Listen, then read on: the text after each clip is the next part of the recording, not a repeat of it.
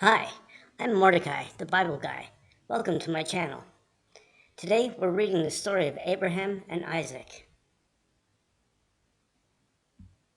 You remember that in those times of which we are telling, when men worshiped God, they built an altar of earth or of stone and laid an offering upon it as a gift to God.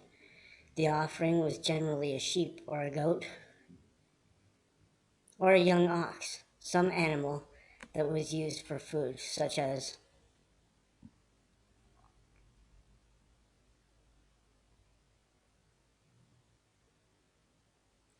an offering was called a sacrifice. But the people who worshipped idols often did what seemed to us strange and very terrible.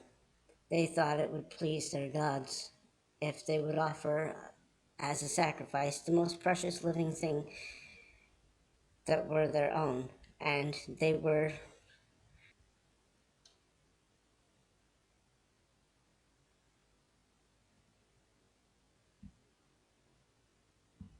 take their own little children and kill them upon the altars as offerings to the gods of wood and stone that were no real gods but only images. God wished to show Abraham and all his descendants, those who should come after him, that he was not pleased with such offerings as those of living people killed on the altars. And God took away to teach Abraham, so that he and his children after him would never forget it. Then, at the same time, he wished to see how faithful and obedient Abraham would be to his commands, how fully Abraham would trust in God. Or, as we would say, how great was Abraham's faith in God. So God gave to Abraham a command which he did not mean to have obeyed, though this he did not tell to Abraham. He said, "Take now your son, your only son Isaac, whom you love so greatly, and go to the land of Moriah, and there, on a mountain that I will show you, offer him for a burnt offering to me." Though this command filled Abraham's heart with pain, yet he would not be as surprised to receive it as father would in our day, for such offerings were very common among all those people in the land where Abraham lived. Abraham never for one moment doubted or disobeyed God's word. He knew that Isaac was the child whom God had promised, and that God had promised too that Isaac should have children, and that those coming from Isaac should be a great nation. He did not see how God could keep his promise with regard to Isaac, if Isaac should be killed as an offering, unless indeed God should raise him up from the dead afterward. But Abraham undertook at once to obey God's command. He took 2 young men with him and an ass laden with wood for the fire, and he went toward the mountain in the north. Isaac, his son, walking by his side. For 2 days they walked, sleeping under the trees at night in the open country. And on the third day Abraham saw the mountain far away. And as they drew near to the mountain, Abraham said to the young men, "Stay here with the ass while I go up yonder mountain with Isaac to worship. And when we have worshipped, we will come back to you." For Abraham believed that in some way God would bring back Isaac to life. He took the wood from the ass and placed it on Isaac, and they too walked up the mountain together.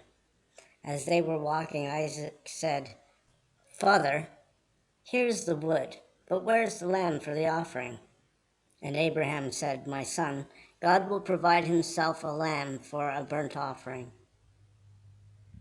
And they came to the place on the top of the mountain. There Abraham built an altar of stones and earth heaped up, and on it he placed the wood. Then he tied the hands and the feet of Isaac and laid him on the altar on the wood. And Abraham lifted up his hand, holding the knife to kill his son. Another moment longer and Isaac would have been slain by his own father's hand. But just at that moment, the angel of the Lord out of heaven called to Abraham and said, "Abraham, Abraham!" And Abraham answered, "Here I am, Lord." Then the angel of the Lord said, "Do not lay your hand upon your son. Do not harm him. Now I know that you love God more than you love your only son, and that you are obedient to God, since you are ready to give up your son, your only son, to God." What a relief and a joy these words from heaven brought to the heart of Abraham. How glad he was to know that it was not God's will for him to kill his son. Then Abraham looked around, and there in the thicket was a ram caught by his horns. And Abraham took the ram and offered him for a burnt offering in place of his son. So Abraham's words came true when he said that God would provide for himself a lamb.